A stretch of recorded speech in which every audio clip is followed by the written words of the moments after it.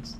Roll into midnight whispers, where the world gets creepy and the shadows whisper stories you can't shake. I'm your host, spinning tales that make you check your rearview mirror twice. Tonight, we're riding with Sarah, a curious girl who dug into urban legends and fell into a time slip. Tied to a vanishing hitchhiker, a ghostly figure from American folklore who haunts roads and steals time. If this spooks you, hit the like, drop a comment, and subscribe to Midnight Whispers for more chills. Got a creepy story or idea you want me to tell? Toss it below. Now turn off the lights, feel the road hum, and listen close. Someone's waiting in the fog. Sarah was your average 27-year-old, the kind who'd rather scroll through creepy Reddit threads than hit a clip. She moved into a small town outside of Seattle, working on her blog about urban legends. That night, she was at a local diner, her laptop open to notes about the vanishing hitchhiker, a ghost from American roadside stories said to appear on a lonely highway, hitch a ride, and pull you into a time that's not yours. The diner smelled of greasy fries, burnt coffee, and its neon sign was buzzing outside. Around 10, Sarah packed up her laptop, pulled on her faded denim jacket, and drove her beat-up Honda home through the misty rain.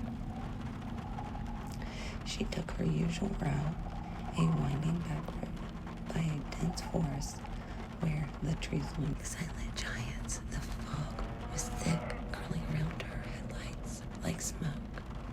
Her radio crackled, spitting static, and the air smelled wrong.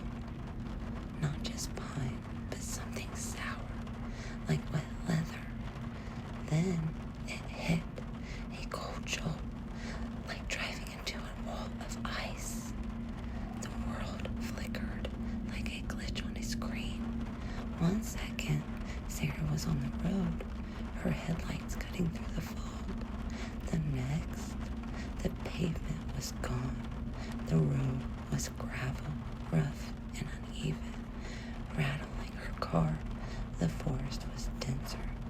The trees were taller, their branches clawing at the sky. The fog glowed a faint blue, and the sky was pitch black. No stars, just a heavy void. Shapes moved in the mist. People in old clothes, long coats, and wide hats, walking with lanterns that flickered like dying bulbs. A truck rumbled by, an old model from decades ago, its driver hidden in shadow. They didn't see Sarah. She was there, but not really. She tried to call out, "Hey, hey," but her voice was muffled, like shouting through a pillow. A girl appeared by the room, maybe 20, in a soaked dress, hair plastered to her pale face. Her eyes were too dark, like holes. She whispered, "Don't stop, driver. It'll keep you." Her words hung in the air, cold and sharp, with a faint whiff of damp cloth. Sarah knew the hitchhiker stories. Ghosts who climbed into cars, vanish, and sometimes take your time with them. Her heart raced, and she flooded the gas. The road twisted, the fog so thick it drowned sound. Shadows moved in it, vague figures with long arms, eyes glinting like headlights. Then she heard it, a soft thump, like someone was tapping on her car window. She glanced in the rearview mirror and froze. The back seat wasn't empty. The girl was there. too wide. Sarah swerved, spotting a light ahead, a small gas station. It's a sign, flickering, the door half open. She slammed the brakes, stumbled out, and ran inside. The air stale, smelling of oil and old cigarettes. A single fluorescent light buzzed overhead, casting shadows that moved like people on the walls. In the corner was a puddle. Not a spill, but a dark pool on the floor, its surface smooth as glass. Sarah looked into it. Her reflection was wrong. Her face was old, skin sagging, eyes dull, hair gray and thin. Behind her in the water, the girl stood, her hands reaching, fingers too long, shadows crowded around, whispering, "Stay with us. Your time's ours."